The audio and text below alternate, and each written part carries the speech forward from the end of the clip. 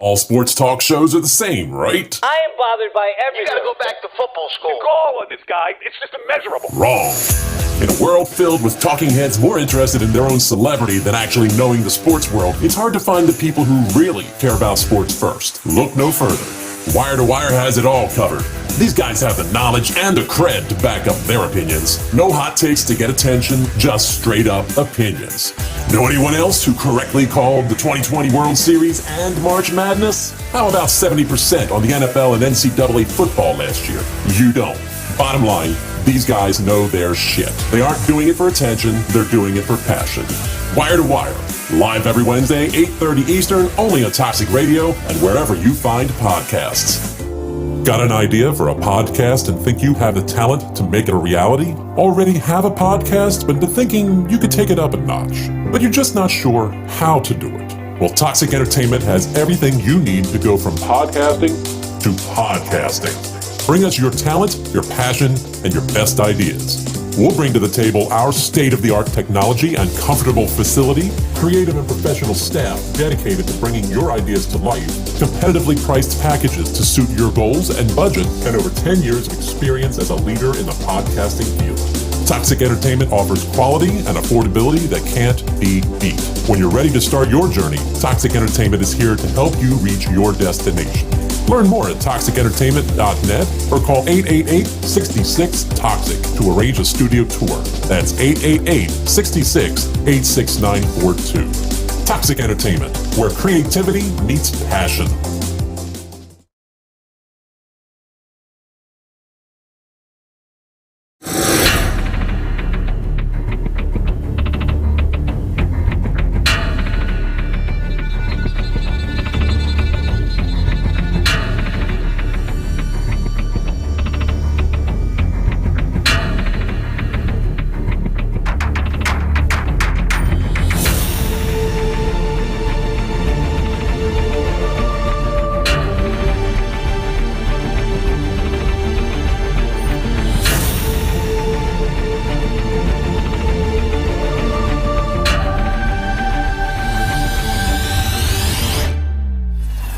Welcome to Paradelphia Radio. This is Doug Hoogate Jr., and I'm coming to you here from Toxic Radio Studios. And don't have quite as full house as we did last week, but I am joined in here with Taryn Pruitt. Hello, Taryn. How are you? I'm good. How are you? We got to get you used to... Good as I can be. I know. Yeah. We got to get you used to coming in and be like, hey, but, it's going to take some time. But yeah, before you know it, you'll take over and, Definitely going to take some time considering I didn't listen to the show the entire time. Have you started yet? I am curious. Not yet. I have not started yet. I mean, I can understand. It's not easy to just... Yeah, not quite ready It's yet. not like you could just turn it on and be like, right. Oh, yeah, okay, yeah. So I definitely understand that. So, but again, we're back. For anybody that tuned in with us last week, we had a big tribute show for Rick, and now we're back doing our regular episodes. As we said, the show will go on always. And tonight, it's funny, the last time Rick and I discussed an episode, it was this topic here because I brought it to him, and I've always found it interesting. So tonight, we always hear that term, oh, I'd sell my soul to the devil. I don't think many people, in a sense, would do it realistically or even think that it's a real thing, but apparently there are celebrities, there are musicians that actually claim to have done it. So there's it's interesting because I went over, actually I did the research on this when I was quarantined in the bedroom with my vaccinated COVID-19 thing. I don't need like it drove me nuts for 2 weeks, but doing some research and everything, and it's interesting that these famous people that we see and we hear like on a daily basis actually say, oh yeah, I got this because I sold my soul to the devil. And I mean, they're dead serious. So well, I'm super curious to see that list. So, but we're definitely reading that. But first, real quick, I do have to mention something. I saw this actually not that long ago. So when we do our Para News shows, one of the websites that we get our news from a lot is this unexplainedmysteries.com. And I mean, Nostradamus, everybody kind of in a sense knows who Nostradamus was. He was like the prophecy. They say, thousands of years ago, he predicted 9/11 and all this other stuff. Who doesn't, who couldn't do that? But anyway, I guess I've actually never heard of her. I don't know why. It's interesting, but there's a blind mystic, Baba Vanga, and apparently she is this prophecy who she's been dead since 1996, but they're still coming up with predictions that she's making. I don't understand, but I came across it, and she has predictions for 2022. So what does that mean? They're still coming up with predictions that she's making. So I guess much like Nostradamus wrote down, she must have wrote down in a book like, okay, in this year, this is what's going to happen, and then in this year, this is what's going to happen. I don't know how far it went, but again, she predicted all of this on a yearly basis. I mean, I think Nostradamus, I actually just recently watched this whole documentary on him, and I've heard of some of the predictions that he's made, but like they really dug deep on what he predicted, and like the earthquakes. I mean, he's talking about to the fault line and how the world's going to end and all this other stuff. And it's amazing some of the stuff that they say he did predict and actually has happened. Either it was just a really good guess, or he had some kind of talent there. So do you mean that they're still discovering things that are happening that she predicted? Yeah, well, their predictions. So for a rundown from last year. So the prophecies of a dead blind woman from Bulgaria have many believing she can predict the future, and her visions for 2022 are no different. She is known as Nostradamus of the Balkans. Started seeing the future after she mysteriously lost her eyesight during a storm when she was 12 years old. She died in 1996 at the age of 85 and made big claims while she was alive. Not all of them were true, but many were, including the 9/11 terrorist attacks, Brexit, and the rise of the Islamic State. So again, not as extreme as like Nostradamus, but like little specific things. So a recap for 2021. She reportedly saw a cure for cancer, an assassination attempt on Russian President Vladimir Putin, and a dragon seizing humanity, which some believe is a reference to the rising power of China. That's what she predicted last year. For all of this to happen in 2021. This should have already happened. Okay.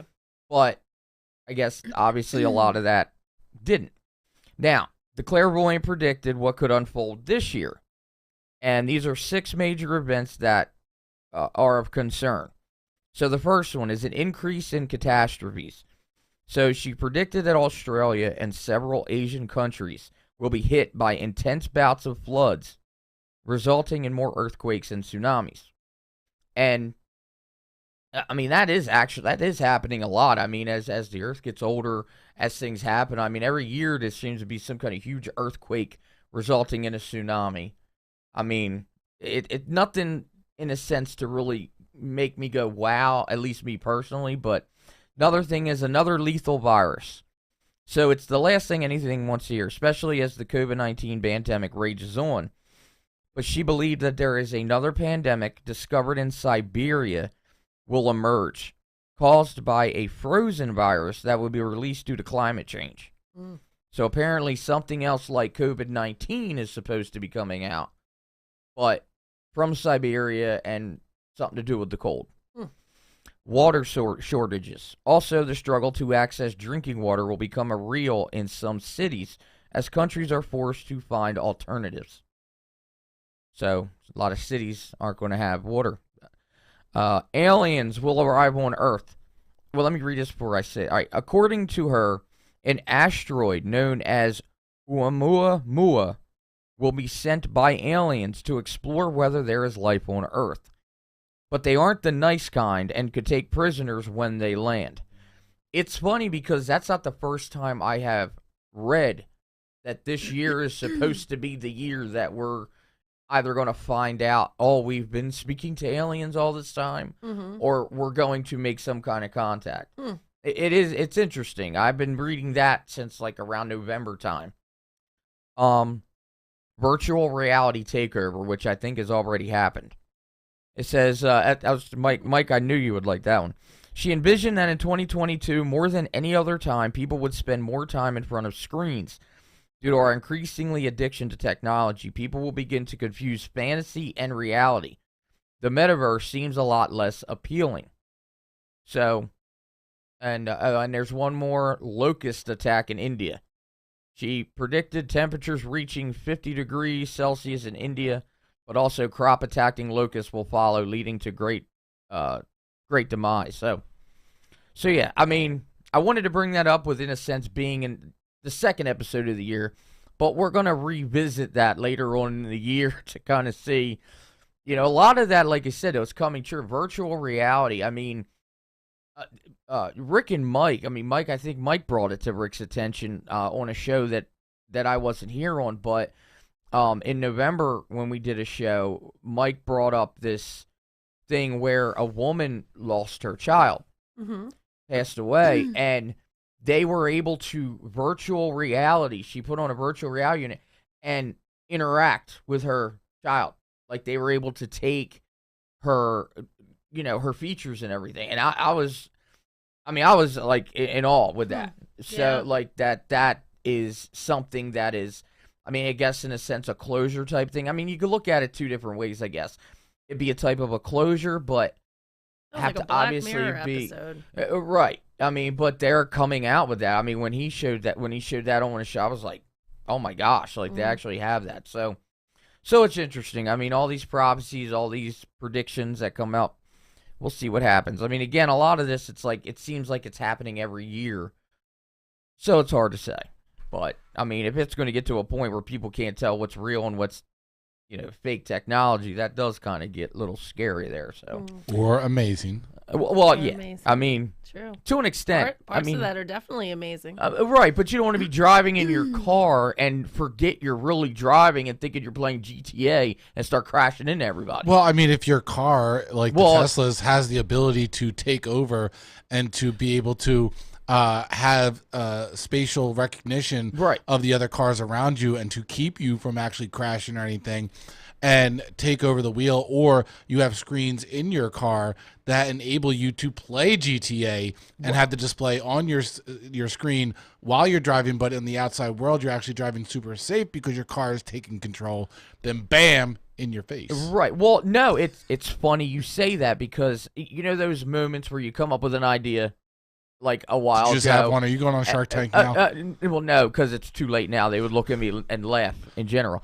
But I swear when I was a kid, before I even drove, I used to say, there's got to be a way that a car can drive itself. And I would, when I learn to drive, I'll just sleep when I'm on my way to go somewhere. And then, of course, they have it. I've seen, like Tesla, like you said, it can literally go into autopilot and drive itself. I even read rideshare. Their big goal coming out sometime is to actually not have drivers. They're actually going to have, and I think they have that. Well, that already. Was the whole business plan. The actual reason for Uber existing was at the bare bones of it all. Was their business plan was to eventually get rid of the drivers and just have cars that can go pick up people and drive them to their destinations as they request them.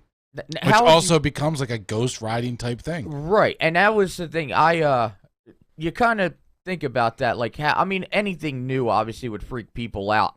But imagine if you needed to use that service and all of a sudden a car pulls up and there's no driver and you're just getting in. That would just be surreal to me.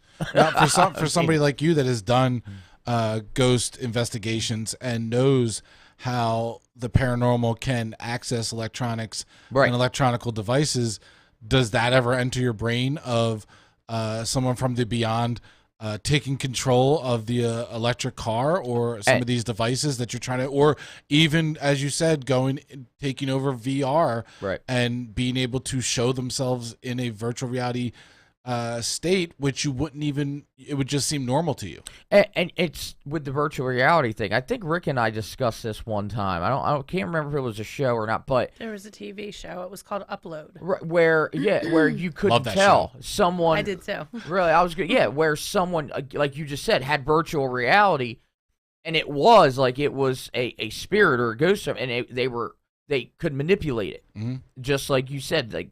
They can manipulate electronics, and just like anything else, in time it learns. Because again, they are just like us, just not in a physical form.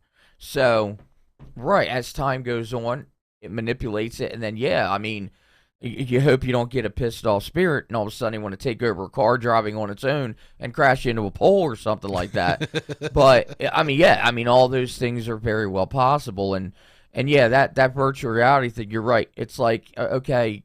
You think you're interacting with someone, especially in one of the group online games simulations. How would you know if you're actually playing with a living person or someone from the other side? So it's nuts. So I would hope that the ghost would say, excuse me, not that, that the ghost would say, hey guys, I'm a ghost. I'm a ghost. The ghost would cough and say sorry. Yes. And he coughed. That's the important part. Well, if the ghost is playing a video game, he will curse you off. He will have the voice of a 12-year-old and then tell you your mom's yeah. But think about it. If you could be a ghost, I mean, you'd have all the time in the world to play video games, And you could access That's any my dream. video. You could That's access a possibility. any video game That you is wanted. the TV show Upload. I just get to play video games for the rest of my life. Like you could, rest of the beyond. You could be the guy with the chainsaw chopping all these people up and everything. I mean, that's... Well, we know where you're going. Wait a minute, what guy with the chainsaw? Where did that even Yeah, come I was going which back one are we to going to? I'm sorry, I was going back to GTA again. Like they have they have chainsaws in GTA. I'm not up. Listen, the last They're- video game I played was They don't have chainsaws in Vice City, GTA. when you could carry around a damn chainsaw. I'm still talking about the There's a time. lot of stuff in GTA, Yeah. but chainsaws, I don't think. No, there was a chainsaw. You could go around. Yep, you could put. Apparently, Really? we didn't get to the chainsaw You level. could put Apparently the not. cheat code in where you got the bazooka. Oh, so you were using the it's a cheat cheat. code. Well, I'm not. Hey, Oh. look, I'm not going to lie. Look, the last Oh. game I played, I think, was San Andreas. So that's how far behind I am.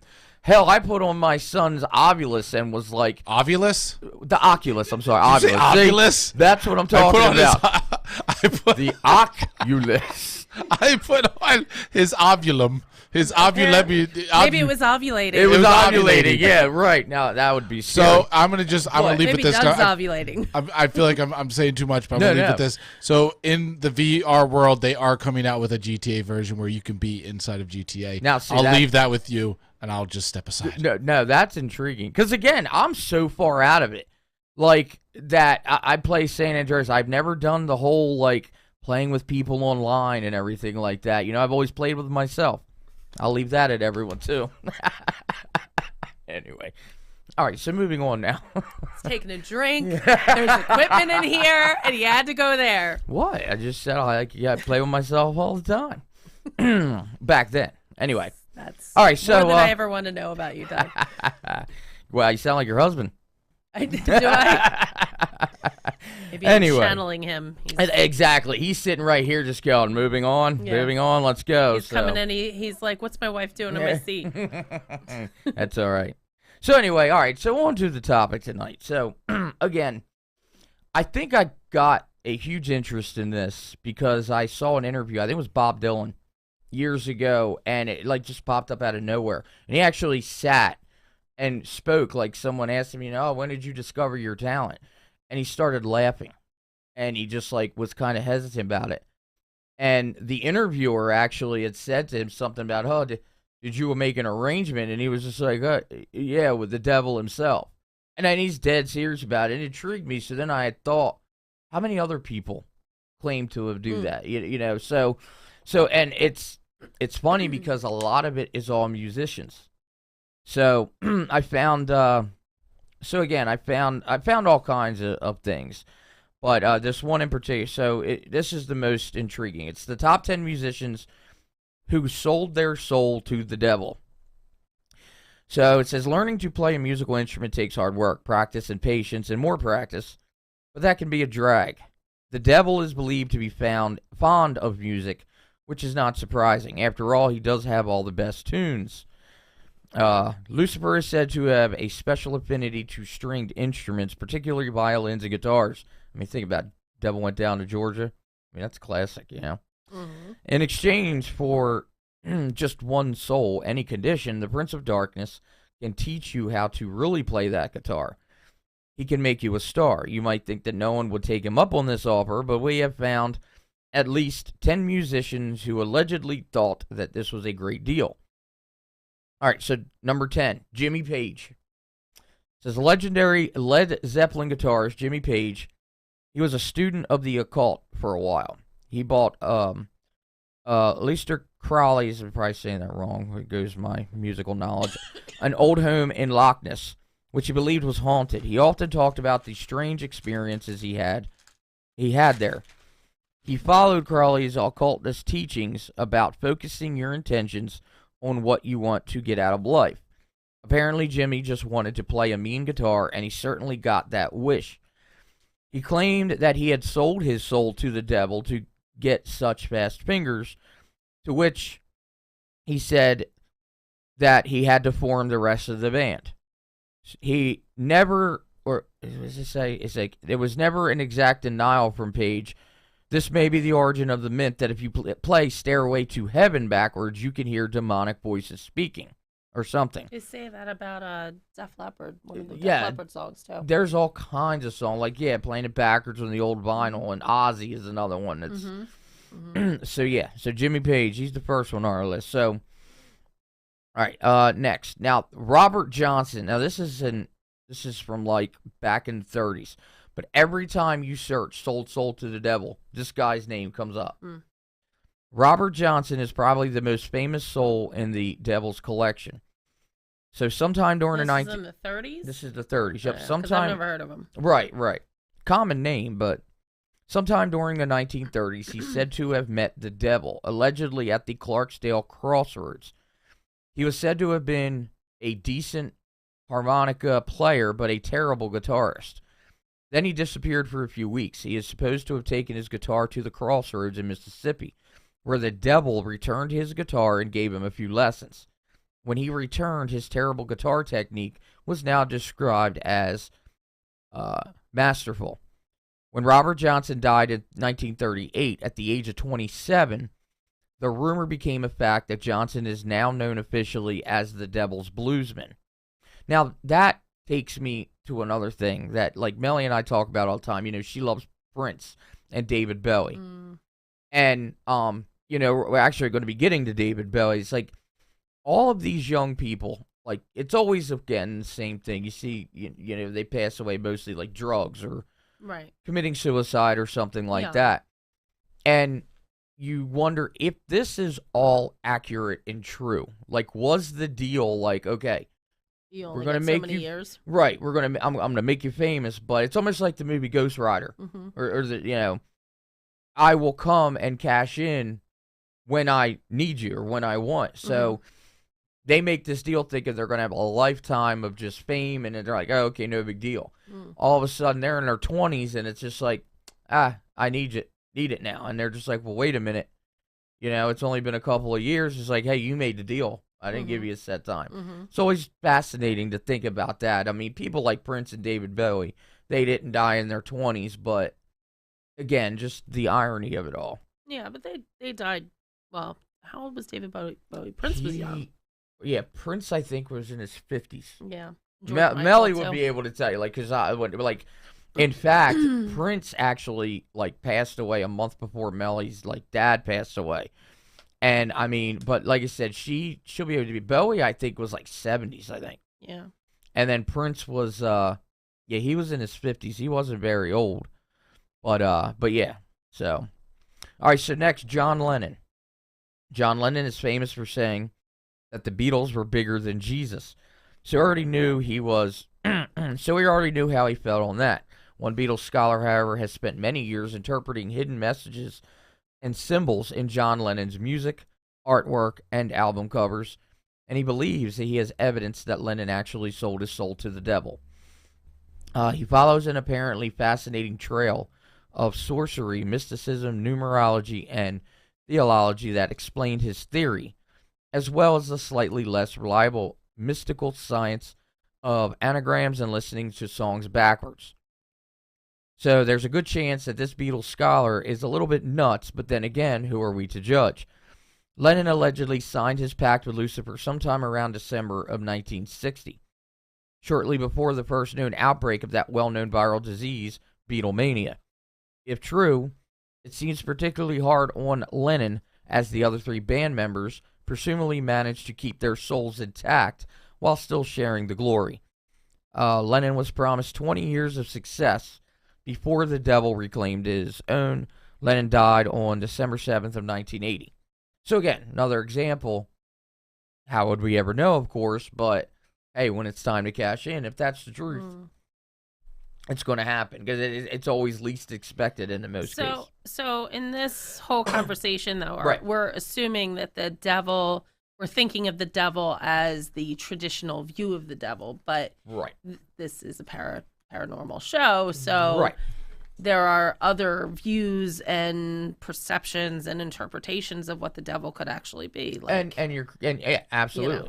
Right. I mean, when we and I don't know what those are because I didn't listen to the show, but I imagine that if Rick were here and you were talking to him, he would know. So I'm trying to throw it out there. And it's great you bring that up, because when you think of things like selling your soul, so to speak, I mean, a big thing that a lot of celebrities and musicians, there's claims that they're all like in the Illuminati. The Illuminati, I mean, that was this whole big thing that they, in a sense, outlawed back in the end of like the 1800s. But if you go and you look at all of these like celebrities, they say that they have all these symbols in like their album work, their music videos, in their songs, and that they call, in a sense, of devil worshiping. So it's kind of like, if someone is worships, if they're Satanist and they worship the devil, is that an interpretation of, oh, okay, I sold my soul? So you don't look at it as, like the story with Robert Johnson. You're not going to a crossroad, start playing, and this, creature pops up and says, oh, okay, I'll let this happen, and you'll be talented the rest of your life. I mean, like you said, it could be all kinds of like symbols. I mean, the Illuminati, that is a big one, that it's, oh, if you worship the devil, if you, are a Satan worshiper, boom, you've, in a sense, sold your soul to the devil. And it's like it's like directly but indirectly. And there's also, the theory that the Illuminati are, the people that know the truth about what happens. Exactly. And that the selling your soul to the devil really could be the story that they're telling, because they're trying to hide some truth that, for whatever reason, maybe these people are in on. Right. And that's what's crazy too, because again, you have all these people where, there's celebrities that they'll question. Like, are you in the Illuminati? I mean, we're talking like Kanye West. Jay-Z's a big one. Jay-Z is a big one that, like, is supposedly, like, this lord of the Illuminati and everything. And it's always a deny. But, of course, I mean, nobody's going to sit there and come out and say, oh, yeah, I'm in it. But it's one thing that's interesting is what is portrayed as worshiping or being in the Illuminati nowadays is completely different to what it was back when it was, in a sense, a out in the open thing. So, I mean, there's so many translations to it, but it is interesting, and it is amazing how many, again, like, it's all like celebrities and people that, it's almost like Scientology. It's a little bit deeper and darker than I think Scientology, as crazy as that sounds, because Scientology is an actual religion that these people follow. And the Illuminati is this top secret thing. But again, that secrecy, they only, like you said, they only know themselves what's going on. It's like they're denying it, but they're putting it out there. If that's what they're doing, it's like, oh no, we're not part of it, but here's all the little signs that say we are. So, definitely interesting. This next one got me is Snoop Dogg. Snoop Dogg's just been out there all his life, so All right, so usually these devil soul transactions are shrouded in secrecy. Occasionally, however, a performer comes along who is happy to talk about it, or even sing about it. Snoop Dogg admits that at a time he was in a dark place, he heard a voice say, "Bring your lifestyle to me, I'll make it better." Snoop Dogg asked how long he would live, and the voice cried back, "Eternal and forever." Sounds like a good deal. There is some evidence that the artist at first believed he was making a pact with God, but was tricked by the devil. Or perhaps it's just a song, you decide. And I think in some of these cases too, where you have musicians, they'll put in a lyric, or they might have like a common lyric or write a song about something, and all of a sudden, conspiracy theorists, people translated it to, oh, they just announced that they did this or they worship this. So a lot of that, I mean, that's where looking at it as directly coming from the source, the person, if they're saying, yeah, I sold my soul, and their reaction to it, or, I mean, like there was, who was it? Katy Perry, I think. She had mentioned in an interview I had read when I was doing research how she was saying, oh yeah, I sold my, but she was doing it in a joking manner. And not only that, I think she came from a religious family. Not that that makes a difference, but again, you know how people are. They'll take something and they'll run with it, and that's it. So that could be very well a case with that. I mean, somebody like Snoop Dogg, we'll see. And Snoop Dogg, isn't he? I just recently saw something about this, that he, like, some people blame him for the Tupac thing because he said, I only saw like a commercial for the show or something, but he said he didn't. He said he was cool with the West Coast guys or something like that, and he pissed off the head guy. I can't remember his name. They're still having that battle, the East versus West Coast thing. Well, no, I know what you mean, but this was like a documentary about it that I saw like a commercial for, and I just thought it looked interesting. Actually, that does sound interesting. I need to find that. I'm just wondering if that's somehow connected too, because I know like some people. Right. Because it sounded like some people like blame him for the whole Tupac. Oh, right. Thing. I mean, very well could be. Like I said, I don't know. I haven't heard that, but again, I haven't seen anything like that. I mean, but that does sound interesting. I need to find that documentary because that, you know what I mean? That does sound cool. Yeah. But, I'm sorry. You know what? It's not a documentary. It's one of those. It's the Jada Pinkett Smith. It was the Red Table Talk. She had a sit down with Snoop, and they were gotcha. They were kind of talking about. Okay, gotcha. Yeah, I knew I saw something somewhere. I was gonna say, I mean, not saying he doesn't know what happened, whether it was him or not, but that's a whole nother story. Okay, East Coast. I know. Are you East or West Coast? East. Anyway, whatever. I'm so white. Anyway, title of the show. I'm so white. All right, so next on here, the Rolling Stones. In 1968, the Rolling Stones released a new album that confirmed every parent's darkest suspicion. Rock and roll was indeed the devil's music. The opening song for Beggar's Banquet was, of course, Sympathy for the Devil. Keith Richards told Rolling Stone magazine that some people saw him as acting as an unknown agent of Lucifer, while others think we are Lucifer. Either way, they are trouble. Some of their fans, however, really bought into the Satanic Majesties thing, the title of their previous album. In particular, the Hells Angels lapped it up. If it was possible for an illegal biker gang to have an official anthem, Sympathy for the Devil was it. They provided security for the Stones at a free music festival. Trouble erupted during that song, and a short time later, a teenage boy was stabbed to death. Although the song was not directly linked with the stabbing, the Stones didn't play the song live again for a long time.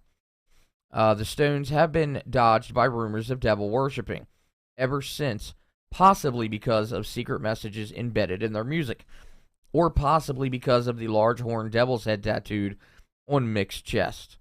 So again, like I mentioned with the last one, with lyrics to songs, I mean, you come out with a song, you discuss anything with your lyrics, it's like it's automatically translated to, oh my God, they worship the devil, or they sold their soul. Well, that's all the right-wing religious and one thing, but one thing else, go ahead, Mike. I'm sorry, I have a question. No, yeah, right. What is the negative to selling your soul to the devil? What is the negative? I was going to ask Genevieve that. should be here for this conversation. I was going to bring that up at the end of all of this. Okay, I'm sorry. Oh, no. You're fine, because that's the ultimate question here. Is no one really knows if you sell your soul. Everyone, in a sense, assumes that you sell your soul and all of a sudden you're in freaking burning brim style forever. Right. How do you know you're not going to just party? Flames For you get what I mean? Let's go with let's go with the norm. So you're going to burn and whatever. Well, supposedly you don't have that suffering. I've always wondered that, but go ahead. Let's just say you do. Okay. And some people think that this is hell, right? Right. Yeah, some people think this is hell. Right. Also, you look at when you go down the religious road and you look at what it takes to get into heaven if you follow the actual gospel and what you have to do and tote the line and actually stay within the guidelines as it's stated, and then you go to the people you want to go chill with for the rest of eternity. Right. And it's a back and forth, but I'm like, if the here and now, your life as it stands, here with on earth, your reality, if somebody were to come to you and tell you, I'm going to give you whatever you want, you have to sell me your soul. Right. What does that mean? I just own it. I don't do anything with it. I'm not gonna have it in my back pocket. That was a movie or something. I think it was said that before. Be like, oh, you can have it. I don't know what it is. I've never seen it or something. But the whole thing is like, I just own it. I have a deed to your soul, and you get to be and do whatever you want. Why would you not take that? Right. The whole idea of burning, especially for individuals, because anybody who would want and yearn for the absolutes of like what you'd be selling your soul for, whether it's fame, money, or just being the best that you could possibly be at your passion. Mm-hmm. These are all things that anybody in a religious sense would be like, why are you doing that? Just tote the line. Right. So you're already going to hell anyway. Right. In that realm of thinking. Because obviously if you have any thought like that, like you said, it's a sin. Right. Right. I mean, to my thought process, it's most of all of these, wives' tale thought process of like selling your soul is something from back in the day where jealous people had to just kind of give a reason why that person got higher up than or they people did. that are trying to control them. Right. So it's jealousy that made them go, well, they sold their soul to the devil, and then other people go, oh my God, they're the most horrible person in the world. Right. But at the same time, if Toxic took off and I became like the CEO of a multi-billion-dollar radio station, just your I would 100% now. go on air and go, I sold my soul to the devil. Well, look at your success now. I mean, I would say, did you sell your soul? And now, but no, they said it was tainted. They didn't want it. See, they said it was a dirty soul. When hell doesn't even want you. They said it was a dirty. They said it was tainted. I'd be like, you need to get your own place. But I'm sorry that I kind of blew your spot before you got there. There is no blown spot. You know the show. Come on now. Anyway, Mike just wants to make sure we all know he'd rather laugh with the sinners than cry with the saints. I know. I think you secretly read Bible. He secretly reads the Bible before bed. Not that it's wrong with anybody that does that. I know. We're talking about Mike. We're talking about Mike, Skeptic Mike, who he's. I'm reading TikTok before I go to bed. Trying to find the nastiest thing and then go turn over to Laura and go, look. You look at your alarm clock? Dr. Pimple Popper, look at this. TikTok. Oh, I like clock. that too. I'm the only one that doesn't have TikTok. You need to get on it. I actually once you get past the whole fact that it's for the kids, and then you realize that there's a lot of adults on there, and you can find your little niche. Because like Laura's timeline, like every time she swipes, it's like a man with a fire hose and sweaty body and big nipples. But and mine's all like VR nerdy stuff and like entrepreneurs. Oh. So it becomes whatever you like. But yeah, it's a lot of fun. Well, my kids told me I wasn't allowed to download it. Because they're on TikTok, and I was like, I need to download it, and they're just like, don't no, think you're cool enough. I know. Since when did me not be cool enough? Here's how you here's how you combat that. Not only do you download it, I already told them. But you start uploading TikToks. I sent it, right. Of just stupid things that get like 1 or 2 views. I told them I was going to send them messages like, Daddy loves you, and then you message them to their friends. Yeah, right. But at the end of the day, I don't see. Somebody says they sold their soul to the devil. That means that they're doing something spectacular. Right. And they're doing something doing something that other people want to be doing. Right. They're extraordinary. They've reached the pinnacle of whatever their little, outline in the world is. And because it didn't happen to them, oh, well, then there must have been something bad that they've done, Like, especially if somebody instantly, just in general, like, let's look at something more common. If someone becomes extremely wealthy for whatever, and there's no source of how, it could be something as, they must have started selling drugs or something. I don't know, something off the top of my head. Just the little excuses that if it just doesn't seem normal, there's no such thing as, like, just being successful. Like, either sold your soul, in this case, that dwells back to, again, the 30s and beyond, to, I don't know. And that's exactly what I was going to bring up, is, like, is it really a bad thing? How do we know selling your soul, if that's what's really happening here, a bad thing? Mm-hmm. And if anybody wants to buy my soul, I'm having a sale. And you can contact me. Clearance sale, Mike's soul. It's damaged. It's been through the ringer. Yeah. It's got some stains. I was going to say. And that's what cracks me up, too. All the people in this world and all the shit everybody goes through. Like, how many actual good souls are there? I mean, to be honest. That's your sentimental thought for the night. Write that down. And with ghosts, with the paranormal, and I know that the whole idea is that the reason why we're able to communicate with them is because they're between the realm of what people would consider heaven and hell. Right. Has there ever been a paranormal investigation, whatever, Gene Durkin, medium, whatever, where they've talked, where somebody has come through and said that they were actually coming through from like a hell. place of a heaven or hell? That's actually, it's interesting. I mean, I know Gene, so, and you get that with a lot of communication, because again, when we go in and we investigate locations, we're just trying to see if that location, so-called, has anything there. Mm-hmm. We're not opening up to being like, oh, what's all around? If we're trying to either disprove or see if we're capturing whatever's there. In a case like Jean, where she's, in a sense, opening herself up. Yeah, you're right. Like, okay, you're communicating with, in a sense, people who can do that, but are they from what side? If there are sides, what side are they coming from? Or are you forbidden from speaking if you're on that, in a so-called hell side? I mean, you don't really hear much about the bad. Like, you don't ever really hear much of, like, a psychic medium saying, well, I'm getting someone who says that it absolutely sucks over here. Exactly. You never get somebody who's like, this is horrible. This is the worst thing ever. It's usually, I'm good. It's all like a I want the best thing. for you.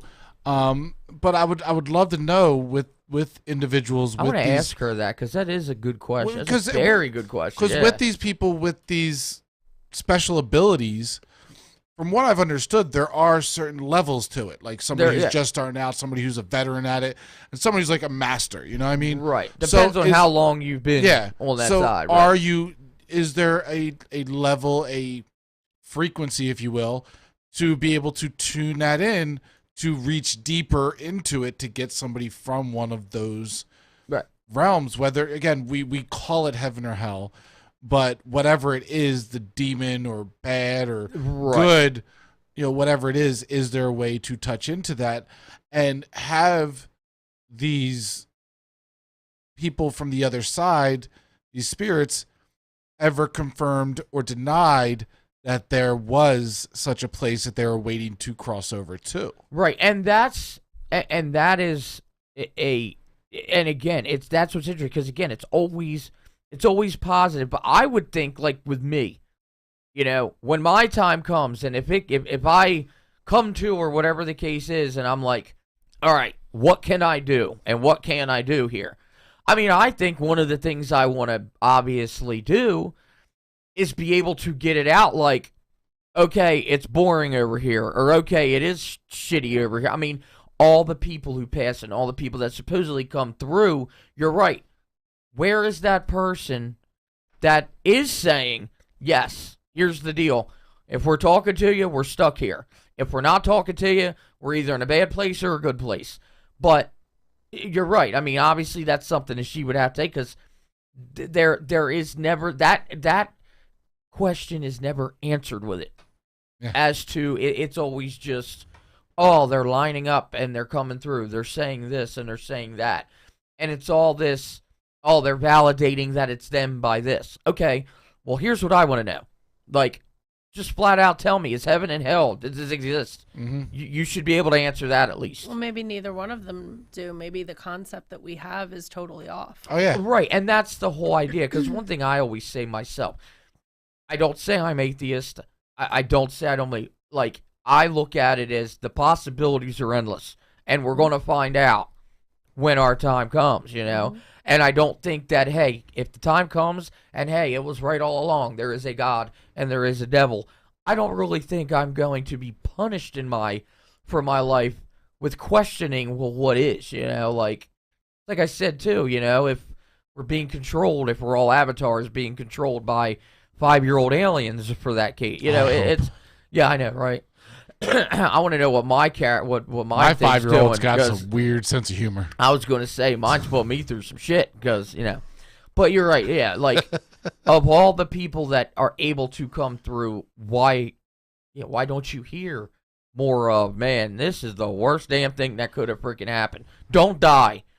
Or what I would like to hear is like, you know, somebody come through and go, you know, just go off and curse off the person that's trying to reach out to them. Right. Because there are people that once somebody passes, plays the card of, I was so close to that person. I love that person. Right. Whereas the person who passed away, haven't really talked to them for a year, they really thinks they're an asshole and is like, what the hell are you doing here? I know, like, why exactly? Because, you know, there are people out there. Why are you bothering me? Why are you exactly? Why are you bothering me? Wait a minute. Yeah. Why are you using my death as a way to bring attention to yourself in a sense? You know, because people are like that. And then watch as the person just leaves the room with their head down. I know, it's and the spirit is going, yeah, get out. Right. You know, like, that's the thing. Where aren't you getting? Okay, I'm getting this person is saying they never liked you. You're a piece of shit, and they don't want to talk to you, so stop asking about it. You know, like,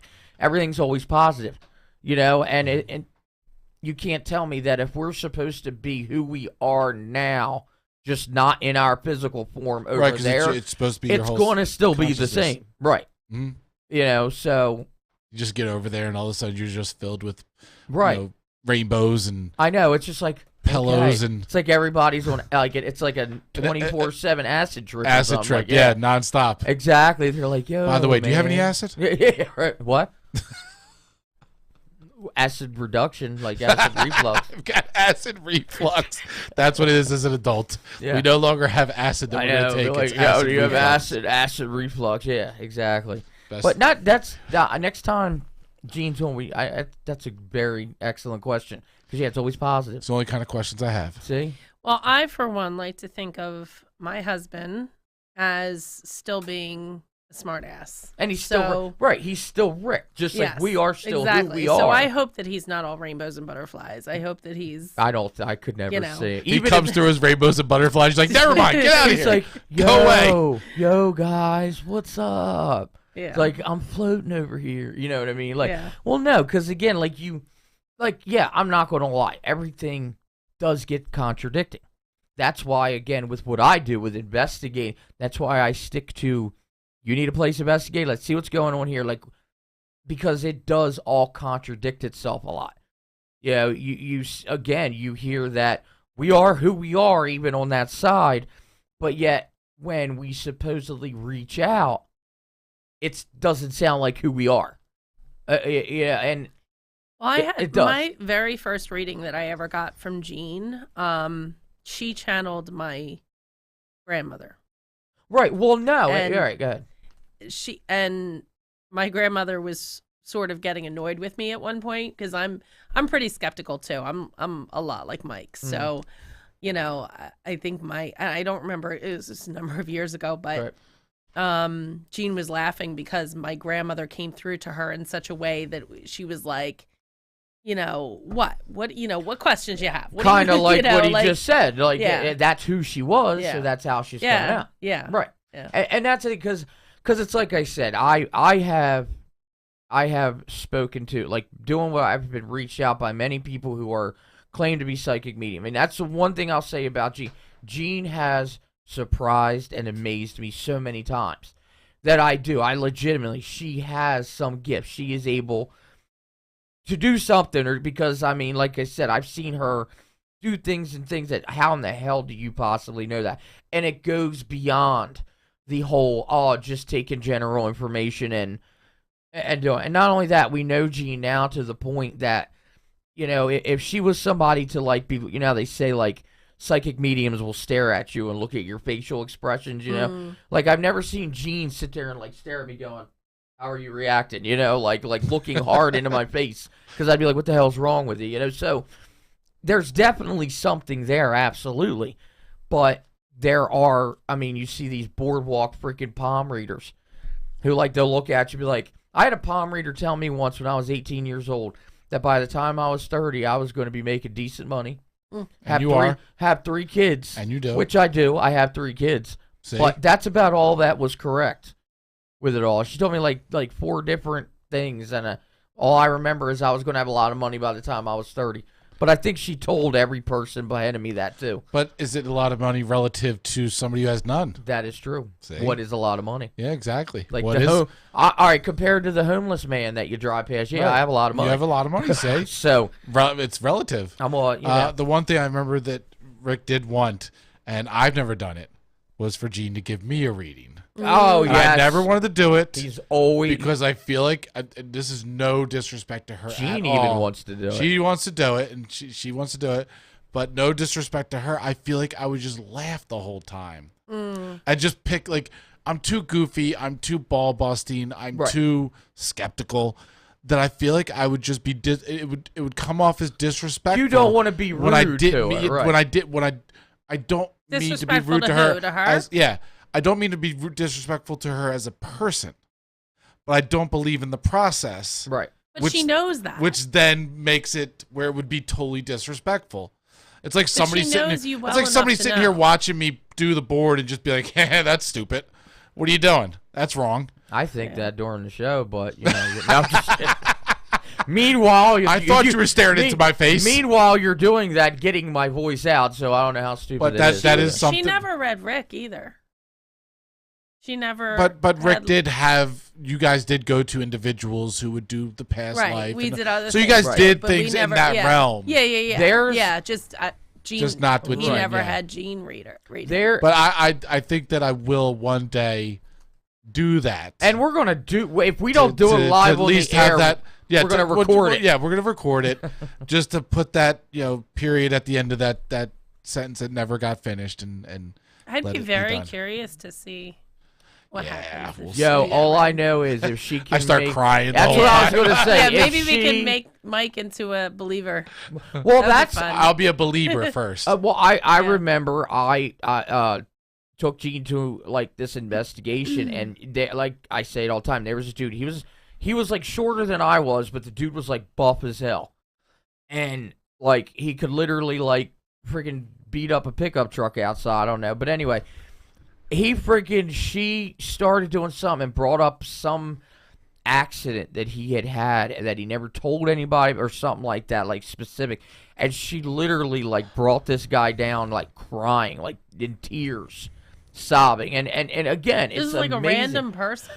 No, just the random people at the supermarket. I had her. It wasn't long after I met her. I had her come in on an investigation. I was doing a private home, and I wanted to see if she wanted to just kind of compare notes with different things. And she started doing this reading, and she started bringing stuff up to this guy, like specific stuff, to where he was like, "I've never even told my wife that." It's, and again.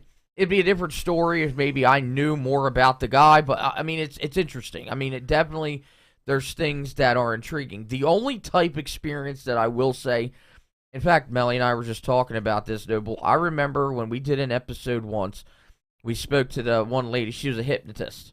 And I remember I went because I wanted to see if I could get hypnotized, which I think my mind wanders too much. Never could happen.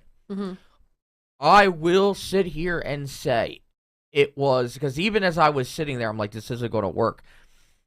What I can describe it as is it's like I knew I was sitting in a chair, but it was like I was having a dream, like I was seeing things, but I knew I was in a chair, like, and I don't know, like, I guess it was like being on an acid trip without taking acid. Like, that is the one time I didn't think I'd be able to be hypnotized. And I can legitimately say that I was sitting in a chair, but I was like somewhere else, and it was nuts. So, did you ever do one of those regressions with No, that's one thing I've never done, because I know Rick had we done did that. We went up to, both of us went and did it. So, well, yeah. So anyway, with all of that being said, as I was going to say, amongst all of that, because there were other names, but it all just, like Miley Cyrus, Lady Gaga, there were names on there, but they were on the list too. They were on the list too, but see, names like that, like I said, it was mostly on how they act, or the one thing they were like with Miley Cyrus on how, oh, she was one way because she was a child star, and then she just totally switched. So, she was actually somebody that said it was like in the Illuminati because she totally changed. No, it's just when you're like owned by Disney for so many years and you're just like this crazy psycho, so. Like I was ultimately going to say, how do we really know? These people sell their soul. Like, how do we really know it's that bad? Or if it's, I don't know, if it's even a thing. Like, they could all be partying and have some random guy come up and say, I'm Satan, I want your soul. And they're like, okay, you can have it. And then they think they're good, Like, it's just, you hear these stories. But that Robert Johnson, he is the number one. If you look it up and you put, like, sold to the devil, sold their soul to the devil, like, Robert Johnson is, like, the number one. I don't know what it is about him, but that, and again, Bob Dylan swears. So where it's coming from, why people are saying it, just like anything else, it all originates from somewhere. So are they really having a conversation with someone or doing this, or is it just belief, So it's definitely interesting. I mean, but there you go. So was that just the whole don't list? Did you read through it? Well, I did, but we're like running out of time now. But here, hold on real quick. I'll go through. Tommy Johnson, he was another blues person. Bob Dylan. I'll do Bob Dylan, because this is the whole reason I got into it. In 2016, Bob Dylan was awarded the Nobel Prize for Literature. It was pretty much a surprise to everyone, except perhaps Bob. He explained in an interview, it's a destiny thing. I made a devil's bargain, and I'm holding up my end. That seems pretty conclusive. It shouldn't have come as a surprise, though. Bob Dylan apparently died on July 25th of 1965. Coincidentally, that was the same day that he walked on stage at the Newport Folk Festival stage with an electric guitar. An electric guitar at a folk festival. To make it worse, he was accompanied by a rock band that launched into the decidedly unfolky rendition of his new song, Like a Rolling Stone. It didn't go down well. So it will become no surprise that any of the tambourine-shaking, harmonica-blowing folk bands that Dylan had signed an unholy pact. So, again, situation, he just absolutely sucked, was booed, you're no good, and then he claims, I made a deal. Like, he was very open about it. So, again, it's interesting. It seems to be all musicians, There are a few celebrities out there who claim it, but like we discussed, are they actually speaking to somebody and making this deal? Or are they part of a group like the Illuminati or whatever? Or, again, is this just something like, or Mike are they said? just trying to look cool? Are they just, right, is it just they're taking lyrics and being misinterpreted? So, So my advice is if somebody says you want to sell your soul, just try it. What can it hurt? Could be worse than its life, right? No. Anyway. So that pretty much does it for tonight. I'll tell you what, an hour goes fast compared to the 2 hours that we did last week. Even that went fast, but yeah. But anyway, there's a lot more people here. So. Well, yeah, that too. So all right, yeah. So don't forget to check us out on our Facebook, Paradelphia. Don't forget to check out Toxic Radio, all the shows, Toxic Radio app. And Mike, is there anything real quick that you need? Anything going on new, or just everybody keep doing the same? And just check our website, toxicradio.net, for the schedule. Download the Toxic Radio app for all the amazing shows. You can see them in the podcast area, and you'll see Paradelphia there, along with all of our other amazing content that we have for everybody. We got shows returning, like Rock Metal Radio, returning next week, and Hot Tea with Jenna B. Once a month, and trying to get her in here more often. Well, she was, real quick, she had mentioned to me, she goes, we should do a cross show, Paradelphia and Hot Tea with Genevieve. I'm like, usually you do that to promote shows, but you're part of Paradelphia, so what sense does that make? I think what it should be is the kind of like Paradelphia on Hot Tea. I don't know.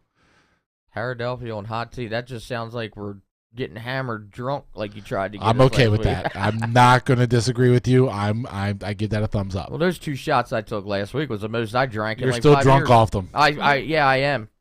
But anyway, all right, so that about does us here for tonight. And just like I said, check us out on Facebook for all our updates. And until next time, for Taryn, this is Doug, and we're out of here.